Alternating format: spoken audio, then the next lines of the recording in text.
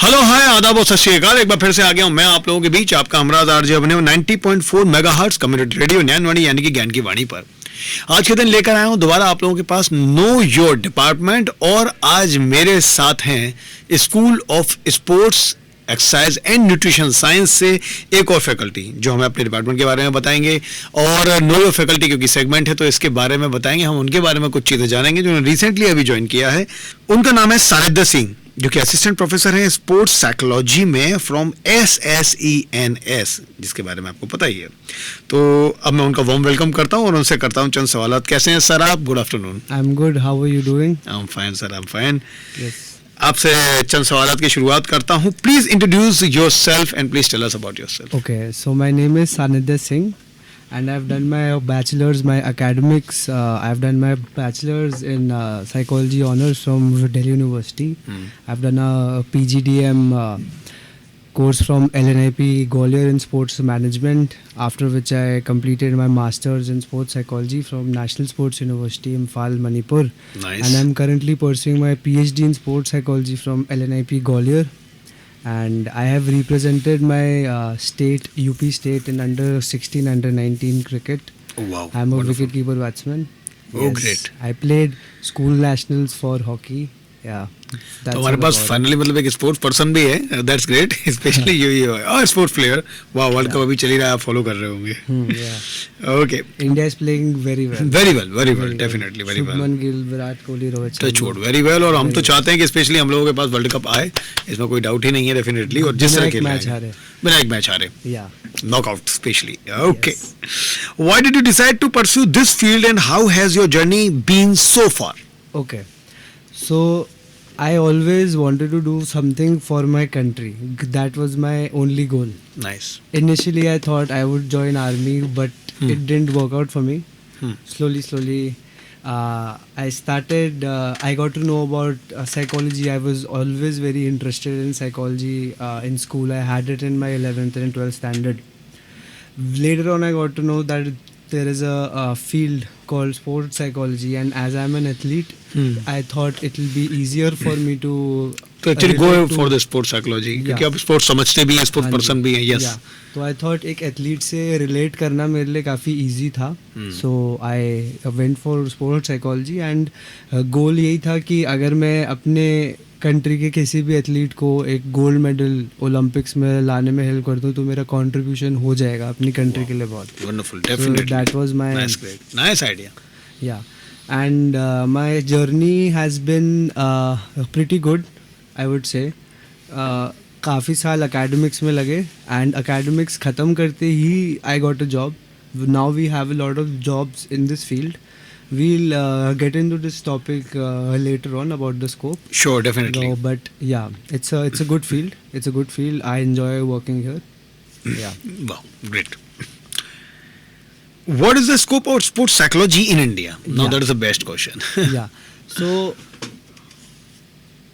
what had happened was when I completed my masters in 2019, there were not a lot of jobs which we had in this field. Yes. क्योंकि हर कोई ये जानना चाहता है कि अगर वो कोई कोर्स कर रहा है, if they are spending money and if they are putting in their time and effort, तो क्या वो achieve can he or she get a good job?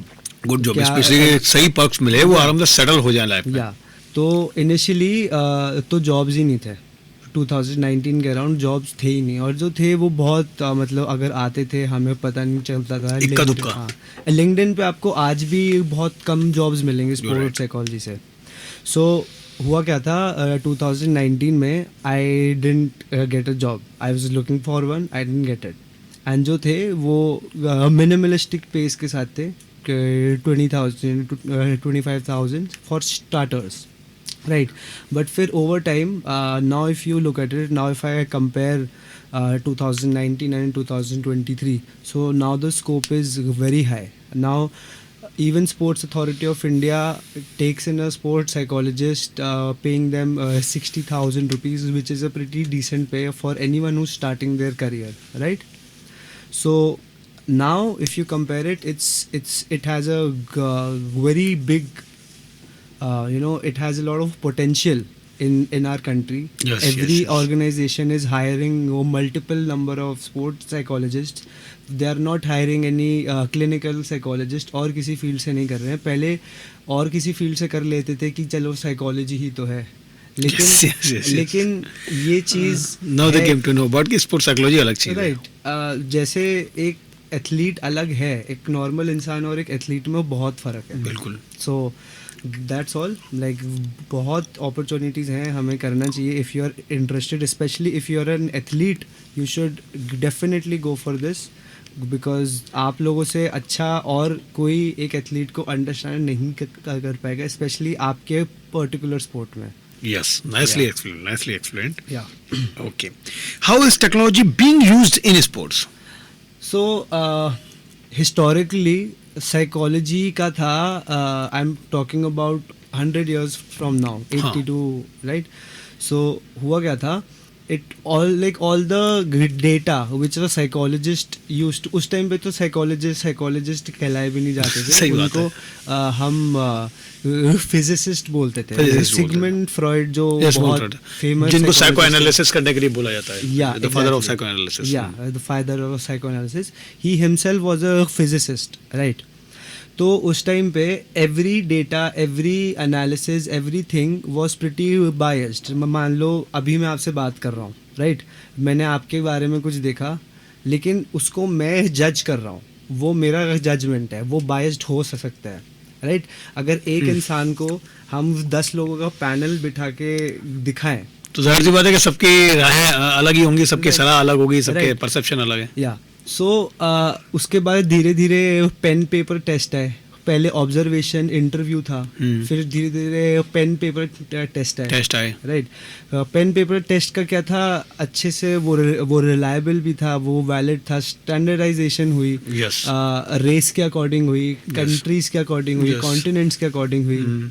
So it's like अगर आप एक क्वेश्चनर जो आप अमेरिका में यूज़ कर रहे हो पर्सनालिटी को लेकर, आप वो सेम क्वेश्चनर इंडिया में नहीं यूज़ कर सकते, क्योंकि एक अमेरिकन और एक इंडियन में बहुत फ़र्क है, राइट. Nice nice. यस. सो उसके बाद अब उसमें क्या इशू आया, अब उसमें अगर आपका जो पार्टिसिपेंट है, if that participant is not serious enough, या वो जल्दी में है, तो Yes. वो बहुत जल्दी कुछ भी मार्क कर देगा. सो सही यू है. कैन नॉट ऑलवेज इंश्योर कि whatever the responses you are getting वो 100% एक्यूरेट है कि नहीं, क्योंकि किसी ने तो ऐसी दे दी है. राइट. लेकिन now we have a lot of sports sciences equipments, like in particularly in psychology, VTS, biofeedback, strike pods, there are so many, blaze pods, there are so many things जो आपके reaction, आपके cognition, आपकी memory, retention, attention, they encompass everything. And because it's a scientific tool, it's a software, it's a computerized device. Yes. तो आप उसको cheat नहीं कर सकते. ओके. यस. आप उसको मैनिपुलेट नहीं कर सकते अपने according.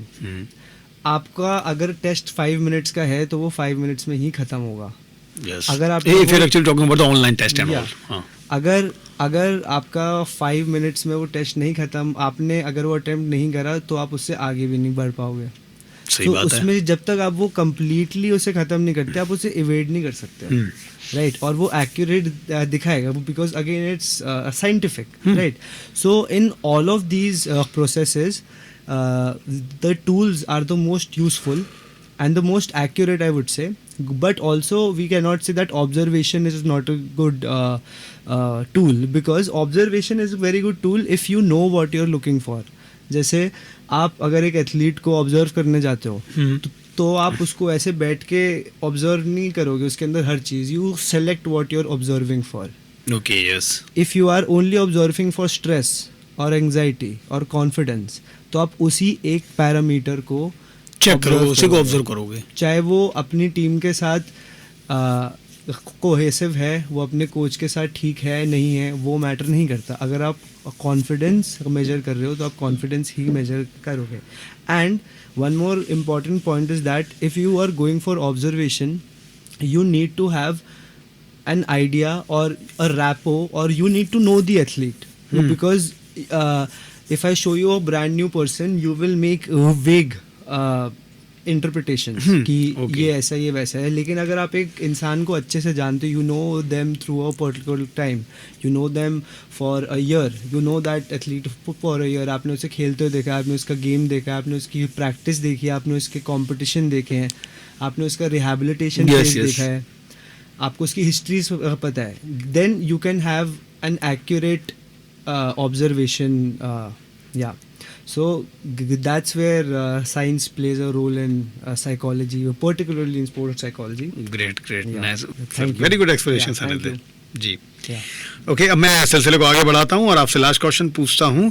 How is sports psychology different from any other field of psychology? As you mentioned earlier, actually now you can add up something. Yeah so as I told you, एक जो normal इंसान है, जो कि हम बोल सकते हैं हम है, हम में और एथलीट में बहुत फ़र्क है. डेफिनेटली. हम आराम से, if we feel sleepy we sleep. जो हमें खाना होता है हम वो खाते हैं, वो खाते हैं. जब उठना होता है जॉब के अकॉर्डिंग हम उठ के आते हैं, राइट.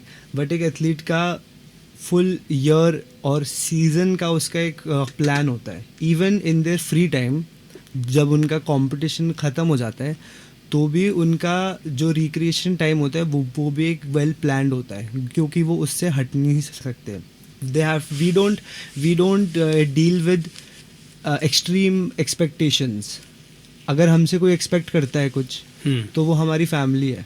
अगर आप एथलीट हो, फॉर एग्जांपल नीरज चोपड़ा से कौन एक्सपेक्ट करता है? वो पूरी कंट्री एक्सपेक्ट करती है. अब तो पूरी कंट्री एक्सपेक्ट करती है. विराट कोहली से पूरी कंट्री, विराट कोहली से पूरा वर्ल्ड एक्सपेक्ट करता है, because that's who he has made himself. So definitely I have this saying that an athlete is very close to a soldier, having their day to day routine, their hard work. वो एक ऐसा field है जहाँ पे आपका physical strength होना बहुत जरूरी है, स्टेमिना होना बहुत ही जरूरी है. That is your condition. Specially physical components हैं आपके, वो आपका इतना प्ले में आ रहा है कि वो इतना आप उसको स्टिमुलेट कर रहे हो कि आपका मेंटल कंडीशन भी ऊपर नीचे हो सकता है उसके लिए. To have a healthy mind you need to have a healthy body, and to have a healthy body you need to have a healthy mind. It's interconnected, right.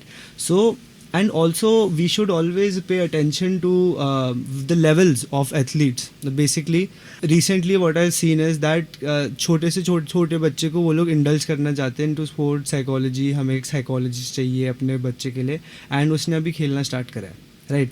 सो अगर कोई अभी फंडामेंटल है, so they do not need a psychologist. उनको एक sport pick करना है अपने लिए अभी, whatever they choose. When they become intermediate, it is 20% of psychology and 80% of skill acquisition, and their tactical, their strategies. क्योंकि आप पहले अपने skills में तो 100% हो, उसके बाद ही तो आप एक mental level पे आओगे जहाँ पे you will think that okay my skills are 100% but I'm still not able to perform. Because everyone, it is a fact, आपको पता होता है आप कहाँ हो, where you stand, everyone knows that, right. Yes. आप सामने वाले को झूठ बोल सकते हो, अपने आप से नहीं बोल सकते. तो जब आपको पता है कि आपका स्किल लेवल उतना अच्छा है ही नहीं, आप अपने आप को वो मेंटल प्रेशर दोगे ही नहीं. जब आपको पता है आप मेहनत कर रहे हो, आपका स्किल लेवल 100% है, तो आपकी वो चीज़ तब वो मेंटल में कन्वर्ट हो जाती है. So it's very important that we give time to our athletes. It's very important that we plan everything accordingly. क्योंकि जब एक एथलीट इंटरमीडिएट में भी होता है एंड फाउंडेशन में भी होता है, तो उस टाइम पे साइकोलॉजिस्ट का काम बस ये है कि वो उसे कंटिन्यूएशन में रखे, कि उस बच्चे का स्पोर्ट खेलने से दिमाग ना हटे. What I have seen when I work with athletes, जो ग्रास रूट लेवल एथलीट्स होते हैं, उनको स्ट्रेस, एंग्जाइटी ऐसा बहुत वो फील नहीं होता. देखो, एक तो एक फैक्टर है that when you are a child you will be scared. वो एक बच्चे का एक वर्च्यू है, हर बच्चे को डर लगता है.